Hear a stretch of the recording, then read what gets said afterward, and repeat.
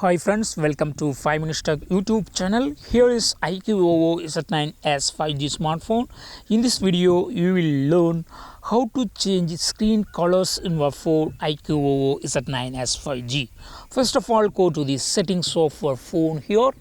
Then go to display and brightness. Go to display and brightness, and here select screen colors, and here you can choose from the available options: standard one, then professional, then bright. Okay, also you have default, warm colors and cool colors. Okay, so from the available options you can choose. Okay, also you can set your own level of colors here using this color temperature adjustment. Okay, so in this way you can easily set any color for your phone screen. Okay, that's all friends. Thanks for watching. Bye.